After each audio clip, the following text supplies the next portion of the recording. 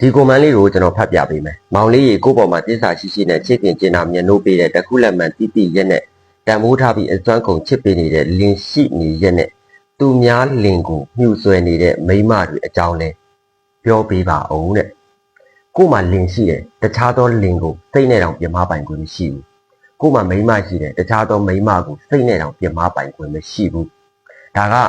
ကျွန်တော်တို့ကိုးကွယ်နေတဲ့တော့ဗုဒ္ဓကိုယ်တိုင်လမ်းညွှန်ခဲ့တာ။ကို့မှာမိန်းမရှိတယ်ယောက်ျားရှိတယ်တခြားသောမိန်းမယောက်ျားကိုစိတ်နဲ့ပြမပိုင်ခွင့်မရှိဘူး။နော်နှုတ်နဲ့ဆိုတာဝေးနော်လက်နဲ့ဆိုတာလည်းဝေးဒါကြောင့်မလို့ကို့မှာလင်ရှိတယ်တခြားသောလင်ကိုကိုကပြူဆွဲနေတယ်တရေကြနေတယ်ဆိုလို့ရှိရင်တော့အဲ့ဒါဖာဆန်တဲ့မိန်းမပဲနော်အဲ့ဒါမိန်းမကောင်းမဖြစ်နိုင်ဘူးမိန်းမကောင်းတို့ညီဒီမှာကိုယ့်ရဲ့ယောက်ျားတစ်ယောက်ပြင်တခြားသောယောက်ျားမရှိဘူးယောက်ျားကောင်းတို့ညီဒီမှာကိုယ့်ရဲ့မိန်းမပြင်တခြားသောမိန်းမမရှိဘူးကိုယ့်ရဲ့မိန်းမကိုယ့်ရဲ့ယောက်ျားကလွဲရင်ကြံတဲ့သူတွေဟာဖွဲနဲ့စပွဲပဲဒါကြောင့်မလို့ကို့မှာမိန်းမရှိတယ်တခြားသောမိန်းမကိုတရေကြနေတယ်ဆိုရင်အဲ့ဒါဖာကောင်းပဲကို့မှာယောက်ျားရှိတယ်တခြားသောယောက်ျားကိုညှူဆွဲနေတယ်ပြေလာမြောင်းပြီးလုံနေတယ်ဆိုလို့ချင်းအဲ့ဒါမိန်းမကောင်းမဟုတ်ဘူးဖာဆန်တယ်လို့ခေါ်တယ်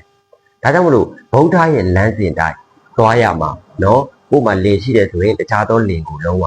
စိတ်နဲ့မပြင်းမပါနဲ့ကို့မှာမိန်းမရှိတယ်ဆိုရင်တခြားသောမိန်းမကိုလုံးဝစိတ်နဲ့တောင်မပြင်းမပါနဲ့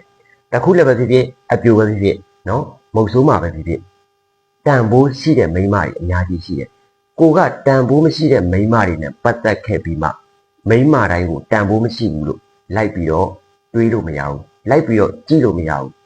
ဒါကြောင့်မလို့ကိုမှလင်ရှိတယ်ကိုမှမိန်းမရှိတယ်ဆိုရင်မဖောက်ပြန်ပါနဲ့ဖောက်ပြန်တဲ့လုပ်ပြီးဖျားလည်းမကြိုက်တယ်လို့နတ်လည်းမကြိုက်ဘူးဗုဒ္ဓရဲ့လမ်းစဉ်ကိုချိုးဖောက်နေတာဖြစ်တဲ့အတွက်ကြောင့်လက်ရှိဘဝမှာလည်းမကောင်းတယ်လို့နောင်ဘဝမှာလည်းငရဲအကြိမ်ကြိမ်ခါခါနော်ကြခံရမှာသိကြပါတယ်